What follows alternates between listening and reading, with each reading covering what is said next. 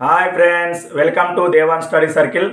DSC prepare అవుతున్నటువంటి అభ్యర్థుల సౌకర్యార్థం అకాడమిక్ పుస్తకాలలో ఉన్నటువంటి లైన్ టు లైన్ విషయాన్ని మీ ముందుకు తీసుకొస్తున్న సంగతి మీకు తెలిసిందే. ముందుగా 3వ తరగతి 4వ తరగతి ఈవీఎస్ పాఠ్య పుస్తకాల్లో ఉన్నటువంటి ముఖ్యమైన విషయాలను ఇదివరకే మీ ముందుకు తీసుకురావడం జరిగింది. అలాగే 5వ తరగతిలో ఉన్నటువంటి 2 వీడియోలలో మొత్తం 7 యూనిట్ల గురించి మీ ముందుకు రావడం జరిగింది యూనిట్ వారీగా. తర్వాత ఈరోజు 8వ యూనిట్ నుంచి మీ ముందుకు వస్తున్నాను. 8వ యూనిట్ అడవులు గిరిజనులు. ఆదిలాబాద్ జిల్లాలోని గిరిజనుల ప్రత్యేక నృత్యం గుస్సాడి. గోండు జాతి గిరిజనుల గ్రామదేవత అకీపేన్. గోండులు గ్రామదేవత అయిన అకీపేన్కు మొదట నైవేద్యం పెట్టిన తర్వాతనే పంటలను ఉపయోగించుకుంటారు. నాగోబా జాతర గోండులకు అతి ముఖ్యమైన జాతర. నాగోబా ఆలయం ఆదిలాబాద్ జిల్లా ఇంద్రావెల్లి మండలం కేస్లాపూర్ గ్రామంలో ఉంది. నాగోబా జాతర ప్రతి సంవత్సరం 5 రోజుల పాటు జరుగుతుంది. ఈ జాతరలో ముఖ్యంగా నెమిలి పించాలతో ప్రత్యేకంగా అలంకరించుకొని గోండులు గుస్సాడి నృత్యంను ప్రదర్శిస్తారు. మన రాష్ట్రంలో నల్లమాల అడవుల్లో చెంచులు నివసిస్తూ ఉంటారు. నాగర్ కర్నూలు జిల్లాలో చెంచులు ఎక్కువగా ఉంటారు. చెంచులు వారి ఆహారం కోసం ఎక్కువగా అడవిపైనే ఆధారపడతారు. కావున వారు అడవిని తల్లిగా పూజిస్తారు. తేనెను సేకరించడం చెంచులకు తెలిసినట్లుగా వేరే ఎవ్వరికీ తెలియదు. చెంచులు జొన్నలు రాగులతో సుంకటి చేసుకొని తింటారు. చెంచు జాతి గర్భిణీ స్త్రీలు చింతపండును చింతబూడిదతో కలిపి ఆహారంగా తీసుకుంటారు. అది చాలా బలాన్ని ఇస్తుందని నమ్ముతారు. చెంచులు ఆడంబర వస్తువులపై ఆసక్తి చూపరు. చెంచు కుటుంబాలు అన్నీ ఒక ప్రాంతంలో గుడిసెలు వేసుకొని నివసిస్తూ ఉంటాయి. వీటినే పెంటలు అంటారు. కొన్ని పెంటాలను కలిపి గ్రామం అంటారు.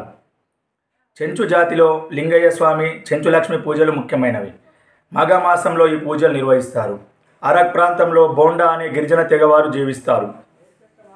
బోండా తెగవారు దాదాపు బాహ్య ప్రపంచానికి దూరంగా డబ్బులు అంటే ఏమిటో కూడా తెలియకుండా జీవిస్తున్నారు. బోండా జాతి గిరిజనులు ఆంధ్రప్రదేశ్ రాష్ట్రంలోని విశాఖపట్నం జిల్లాలోని అరక్ ప్రాంతంలోని కొండలలో అడవుల్లోనూ, పక్కనే ఉన్న ఒడిశా రాష్ట్రంలోని మల్కాన్గిరి జిల్లాలోని దట్టమైన అడవుల్లోనూ ఉంటారు. బోండా జాతి గిరిజనులను బోండో, పోరోజు అని కూడా అంటారు. బోండా జాతి గిరిజనులు మాట్లాడే భాషలు రెమో అని అంటారు. బోండా జాతి గిరిజనులు నాగరిక ప్రజలతో కలవడానికి ఇష్టపడరు. మన దేశంలో బోండా తెగ జనాభా 12,000 మాత్రమే. వారం జరిగే బోండా జాతి గిరిజనుల సంతాలను అత అంటారు. బోండా జాతి గిరిజనులు చేసే వ్యవసాయం పోడు వ్యవసాయం. బోండా ఆడవాళ్ళు వారం జరిగే సంతాలలో వారు సేకరించిన అటవీ ఉత్పత్తులను ఇతరులకు ఇచ్చి వాటికి బదులుగా వీరికి అవసరమైన వస్తువులను తీసుకుంటారు. ఈ పద్ధతిని బినియం ప్రోదా అని అంటారు. బోండా తెగవారు శరీరాన్ని జనపనారతో చేసిన బట్టతో కప్పుకుంటారు. ఈ బట్ట తయారులో బోండా తెగ స్త్రీలు చాలా నైపుణ్యం కలిగి ఉంటారు. పూర్వం ప్రజలు వారి అవసరాలు తీసుకోవడానికి వస్తువులను ఇచ్చి వస్తువులను తీసుకునేవారు. దీనినే వస్తు మార్పిడి పద్ధతి అంటారు. బోండా జాతి స్త్రీలు కప్పుకునే దుస్తులు తయారు చేసే విధానం మనకు జనపనార మొక్కల సేకరణ, తర్వాత ఈ యొక్క విషయం అంతా కూడా మనకు ఇక్కడ అకాడమిక్ పుస్తకాలు ఉంది. నేను విషయాన్ని మీ ముందుకు మళ్ళీ తర్వాత వీడియోలో తీసుకొస్తాను. వెదురు, యూకలిప్టస్, సుబాబులు వంటి చెట్ల నుండి కాగితం తయారవుతుంది. మన రాష్ట్రంలోని ఆదిలాబాద్, నిర్మల్, కొమరంభీం, మంచిర్యాల, పెద్దపల్లి, జయశంకర్, మహబూబాద్, భద్రాద్రి కొత్తగూడెం, నాగర్ కర్నూలు జిల్లాల్లో అడవులు ఉన్నాయి. ఆదిలాబాద్, నిర్మల్, కొమరంభీం, మంచిర్యాల జిల్లాలోని అడవుల్లో గోండు, కొలామి, ప్రాధాన్, తోటి తెగలకు చెందిన గిరిజనులు ఉన్నారు. భద్రాద్రి జిల్లాలోని అడవుల్లో కోయ తెగతో పాటు కొండరెడ్లు ఉన్నారు. మహబూబాబాద్ జిల్లాలో బంజారా తెగకు చెందిన గిరిజనులు ఉన్నారు. దేశం మొత్తం భూభాగంలో అడవులు 6,92,27 చదరపు కిలోమీటర్లు, అనగా 21.05% ఉన్నాయి. మధ్యప్రదేశ్ రాష్ట్రం 77,000 చదరపు కిలోమీటర్ల అటవీ విస్తీర్ణంలో మొదటి స్థానంలో ఉంది. మన రాష్ట్రం మొత్తం భూభాగంలో అడవులు 46,389 చదరపు కిలోమీటర్లు, అనగా 16.89% ఉన్నాయి. మన రాష్ట్రంలో అటవీ విస్తీర్ణంలో జయశంకర్ జిల్లా మొదటి స్థానంలో ఉన్నది. చెట్లను నరికివేయడం వల్ల వాతావరణంలో కార్బన్ డైఆక్సైడ్ ఎక్కువ అవుతుంది. అందువలన భూమి వేడెక్కుతుంది. దీనినే భూగోళం వేడెక్కడం అంటారు. దీనివలన వర్షాలు తగ్గుతాయి. తర్వాత మన యొక్క అటవీ విస్తీర్ణం అంటే భారతదేశంలో 21% ఉంటే మన తెలంగాణ రాష్ట్రంలో 24% ఉండడం జరిగింది. తర్వాత నదీ జీవన విధానం. గోదావరి నది మహారాష్ట్రలోని నాసిక్ జిల్లా త్రయంబకేశ్వరం వద్ద పశ్చిమ కనుమలలోని బ్రహ్మగిరి కొండలలో ప్రారంభమైంది. మన రాష్ట్రంలో నిజామాబాద్ జిల్లాలోని కందకుర్తి వద్ద ప్రవేశిస్తుంది. సుమారు 1465 కిలోమీటర్లు ప్రవహిస్తున్నది. మన రాష్ట్రంలో గోదావరి నది నిర్మల్, నిజామాబాద్, జగిత్యాల, మంచిర్యాల, పెద్దపల్లి, జయశంకర్ భూపాలపల్లి, భద్రాద్రి జిల్లాల గుండా ప్రవహిస్తున్నది.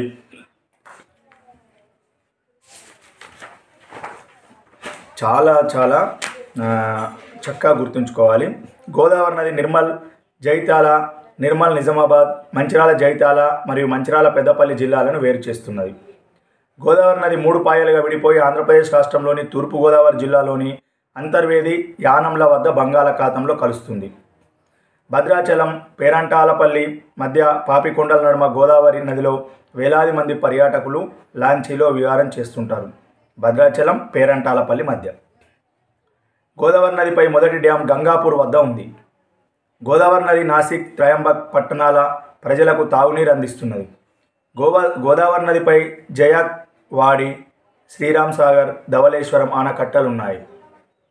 మన రాష్ట్రంలోని జయశంకర్ జిల్లాలోని వరంగల్, మహబూబాబాద్, జయశంకర్ జిల్లాలకు నీరు అందించేందుకు ప్రయత్నిస్తున్నారు.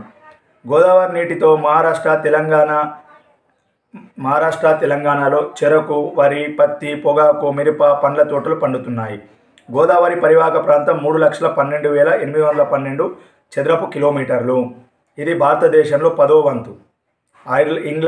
ఐర్లాండు దేశాల మొత్తం భూభాగానికన్నా ఎక్కువ. తొలి రోజుల్లో మానవులకు ముఖ్యమైన జీవన వనరుగా నదులు ఉపయోగపడ్డాయి.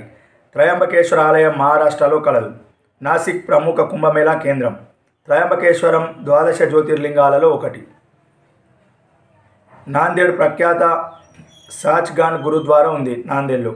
మన రాష్ట్రంలో బాసర్లో ప్రసిద్ధ జ్ఞాన సరస్వతి దేవాలయం ఉన్నది. భారతదేశంలో గల 2 సరస్వతి దేవాలయాల్లో ఒకటి కాశ్మీర్లో ఉండగా రెండవ నది బాసర జ్ఞాన సరస్వతి దేవాలయం. బాసర జ్ఞాన సరస్వతి దేవాలయం నిర్మల్ జిల్లాలోని గోదావరి నది ఒడ్డున చాళుక్యుల కాలంలో నిర్మించబడింది. ఇది హైదరాబాద్కు 205 కిలోమీటర్ల దూరంలో, నిజామాబాద్ జిల్లాకు 35 కిలోమీటర్ల దూరంలో ఉంది. ఈ ఆలయంలో ముఖ్యమైన ఉత్సవాలుగా వసంత పంచమి, మహాశివరాత్రి, దేవీ నవరాత్రులు, వ్యాస పూర్ణిమ మరియు అక్షరాభ్యాసాన్ని వేడుకగా జరుపుకుంటారు. అమ్మవారిని చదువుల తల్లిగా కొలుస్తారు. ధర్మపురి లక్ష్మీనరసింహస్వామి దేవాలయం, భద్రాచలంలో రామాలయం, మంతానిలో, ధర్మపురిలో శ్రీ లక్ష్మీనరసింహస్వామి దేవాలయం, భద్రాచలంలో రామాలయం, మంతనిలో గౌతమేశ్వర దేవాలయంలో ఆధ్యాత్మిక కేంద్రాలుగా విలసిల్లుతున్నాయి. గోదావరి నదికి ప్రతి 12 ఏళ్లకు పుష్కరాలు వస్తాయి. 12 రోజుల పాటు జరిగే పుష్కరాలలో నది స్నానం చేయడం హిందువులు పవిత్రంగా భావిస్తారు. కొయ్య బొమ్మలకు నిలయమైన నిర్మల్ పట్టణం గోదావరి తీరంలోనే ఉంది.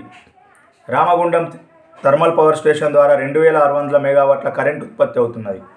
భద్రాచలంలో paper mill, Kothagudem thermal power station, విఘ్నేశ్వరంలో సహజ వాయువుతో విద్యుత్ కేంద్రం ఉన్నాయి. గోదావరి తీరంలోని నాందేడ్, ఔరంగాబాద్ పారిశ్రామికంగా ఎంతో అభివృద్ధి చెందాయి. ఇంకా మరిన్ని యూనిట్ల సమాచారాన్ని మరొక వీడియోలో మేము ముందుకు తీసుకొస్తాను. అందరికీ బాయ్.